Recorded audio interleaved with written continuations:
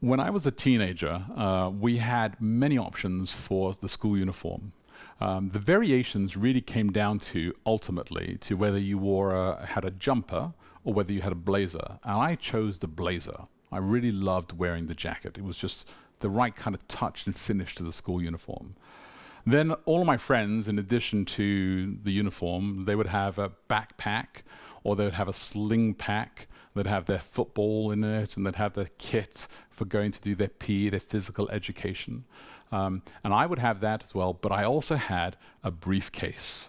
My briefcase was a leather briefcase, was made out of burgundy outside, and it had like a nice, kind of like a yellow leather felt inside. It was fantastic. So I had all my school papers inside this briefcase. And I loved that briefcase. It had 3 digits on one side, 3-digit code on the other side. It was Fort Knox, where it was really hard to kind of break into to get to the gold, which was all of my schoolwork.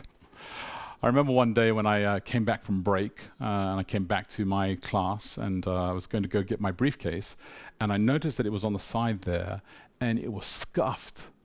Somebody had taken my briefcase, they'd laid it on the floor, and they jumped on top of it, and they started to scuff their feet on top of it. So their feet marks were just like all over and I was just horrified. I mean, it was a beautiful burgundy briefcase, and it was practically ruined now.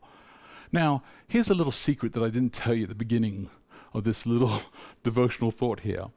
When I was a teenager, I was actually this tall and pretty much this size. So, well, maybe a little bit smaller, but I was a big teenager, a lot bigger than all the other kids. So you just got to keep that in perspective.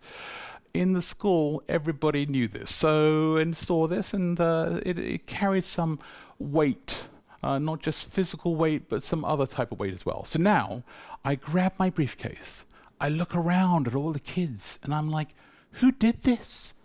And nobody wants to fess up, nobody wants to admit that they had taken my briefcase, put it on the floor, put their feet on it, and scuffed it all up.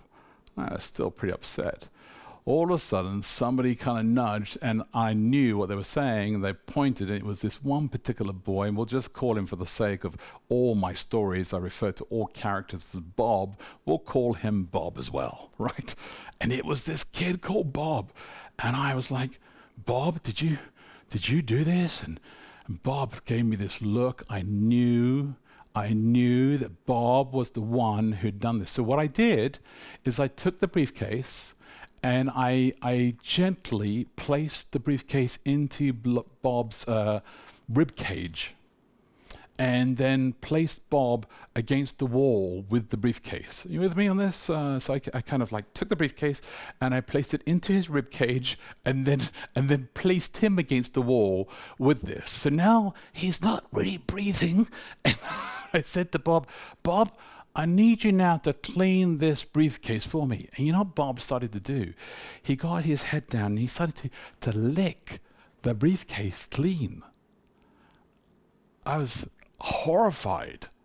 I mean, not only was he putting his tongue all over my briefcase, it was all the germs, and it's disgusting, but I was horrified with myself. What was I doing? There was like suddenly like this bolt of lightning from God, who was just saying to me, what are you doing to another human being? Why would you stick a briefcase in them? Why would you make this happen to them? And so I pulled it out, and I put my blazer sleeve on it and wiped his saliva off it. And I apologized to him. I felt horrible. I felt like God was saying to me, that's not who you are. When I think of Jesus as healer, or Jesus as rabbi, or Jesus as Messiah, or Jesus as servant, none of those images of Jesus match the briefcase being pushed into the cage of another child. Jesus wants us to live a different way, right? He wants us to walk a different way. He wants us to be a different type of man and woman today. That's what you're called to be as well. You're called to live a different way. And you know, the thing is this, that God speaks to you every day. And I know he does, because if you listen to him, you'll know immediately in the moment how you're supposed to be. So if you respond, you'll start to respond sooner. Before you even grab the briefcase, you'll hear his voice. Just allow him to start to speak to you quicker and respond to him quicker, and you'll start to see that God's calling you to be a different type of person. Hey, God bless you, look after you, take care of each other.